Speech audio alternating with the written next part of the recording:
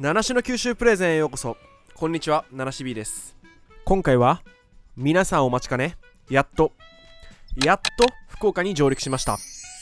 長崎から福岡まで原付で約4時間、長時間の運転で体も冷えてきたところで、早速博多ラーメンを食べたいと思います。今回はその中でも有名どころ博多一層です。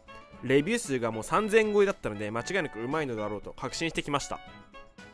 開店が11時で20分後ぐらいに着いたんですが、完全に出遅れてました。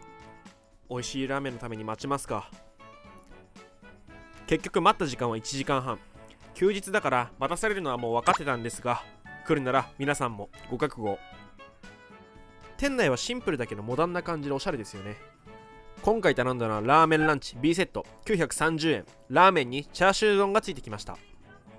では5時間半越しの思いを込めていただきます。スープに泡が立ってて、別名豚骨カプチーノ。豚骨なのですがくどくなくあっさりしてます。麺は九州特有の細麺で、スープにやっぱり合ってますね。猫舌だから吸えてないのか、気分はアメリカ人なのか、どっちなんでしょう。硬さはもちのロンバリ方。チャーシュー丼も文句なし。とっても美味しかったです。一口食べてから思い出したかのようにインサートを撮ってるようですね。次は天神の方に向かいたいと思ったのですが、その間に綺麗な日本庭園があったので、そこに向かいます。ここは住吉神社の裏にある楽水園です。入園料は100円。安い。今日は撮影会があったようで、和服を着た子供がたくさんいました。12月ですけど、まだ紅葉が綺麗です。この間の動画の熊本の水前寺成就園ほどは広くないですが、このぐらいでも都会の中にこういう風な庭園があるのはいいですよね。この場所は明治39年1906年に建てられたらしいんですけど、戦後は旅館としても作られたようで、さっき映ってたのがその建物の跡だと思います。成人式の前撮りとかもやってるんですかね。着物がとりあえずこのもみじにすごく映えそう。そういえば注意しないといけないのが営業時間です。通常午前9時から午後5時まで空いています。基本火曜日は空いてないので、そこだけ注意してください。次は観光するなら絶対行った方がいい九州最大の繁華街、天神地下街です。この通称天地下は全長590メートルにも及ぶので、とにかくでっかい。いろんな方向に建物や地下鉄があるので迷いそうになるかもしれません。19世紀のヨーロッパをイメージした石畳や唐草模様の天井は普通の地下街よりは全然おしゃれですよね。ファッションやグルメ、ダイソーとかもあるんで、とりあえず何でもあります。至る所にクリスマスのオーナメントも見られました。今回は七種が大好きなここのベイクのチーズケーキをいただきます。一つ290円でした。ちなみに買ったこと忘れてホテルで食べたそうです。何やってんの。ちなみにチーズケーキの見た目はこんな感じなんですが、見てください、この輝き。美しい。ちなみに外観はこんな感じでガラス張りです。皆さんもぜひお試しください。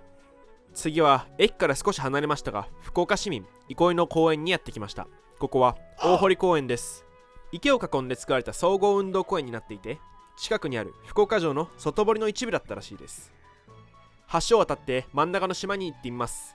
鳥たちも多く生息していて、水も別に汚くはなさそうですね。ちなみにこの飛び出している中華風な建物は浮見堂といって、戦時中に閉園してしまった福岡市動物園のオットス駅に立ってたものをそのまま持ってきたそうです。今逆光になってましたが、午前中に撮るならいい感じに撮れると思います。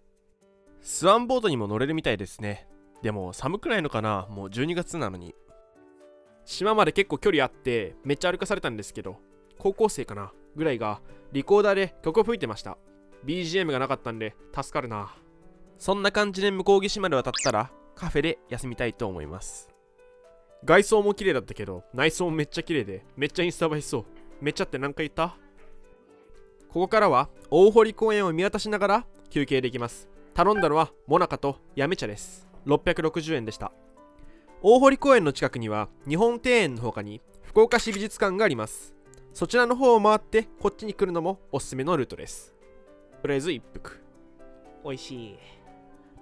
もちろんモナカもいただきます。おいしい。さて、大堀公園を離れて福岡タワーにやってきました。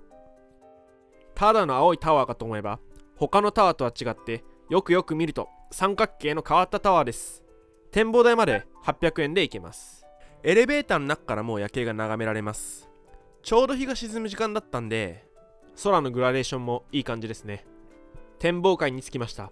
現在福岡タワーは進撃の巨人とコラボしており、エリン、リヴァイのラッピングなどがあります。福岡タワーの高さは234メートルで、日本で3番目に高いタワーらしいです。タワーの定義が曖昧で、建物だったら多分6番目ぐらいだったかな。でもすごい高いのは間違いない。展望台も完全に三角形になってるのが分かりますよね。こっち側のが特に夕焼けが綺麗ですね。あそこに見えてるのが室見川です。記念写真ブースもあるみたいですね。ただ画角的に巨人かタワーと被ってしまうと思うんで、どっちか犠牲にしないといけないですね。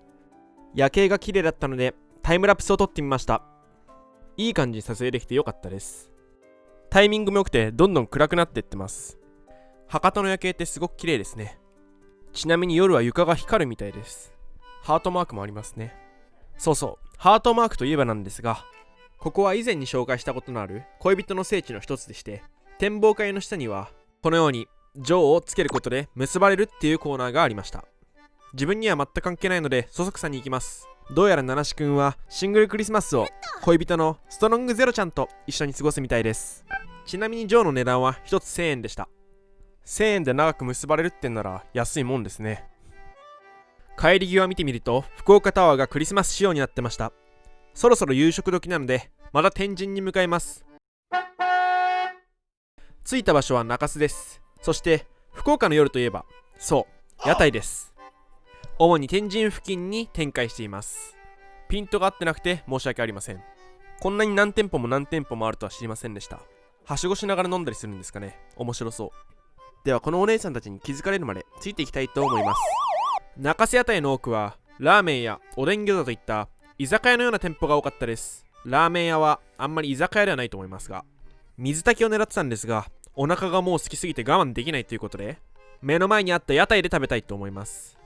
博多明太子とかいわし明太とかいろいろあったんですけど、今回はまた博多ラーメンをいただきます。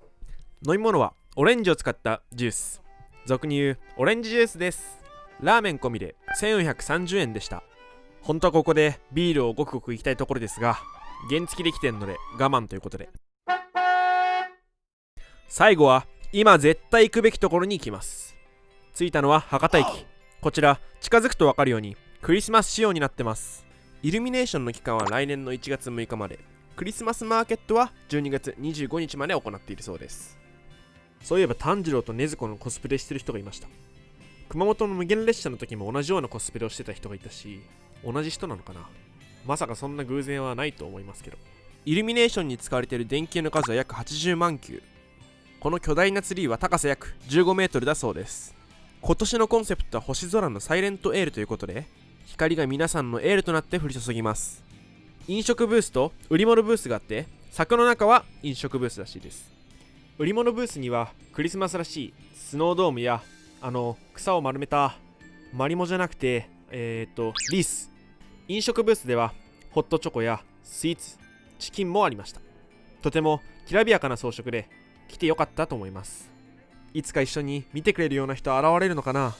そう涙に視界を遮られながら今晩一人で泊まるホテルに向かいます。とりあえず博多に来たらラーメン食べてビール飲んで、それで優勝。クリスマスだってストロングゼロがあれば寂しくないよね。大丈夫、クリスマス一人だって寂しくないよっていう人はいいねを、かわいそうと思う人もいいねをください。ちょっとでも面白いなと思ってくれた人はチャンネル登録もお願いします。ではまたお会いしましょう。バイバーイ。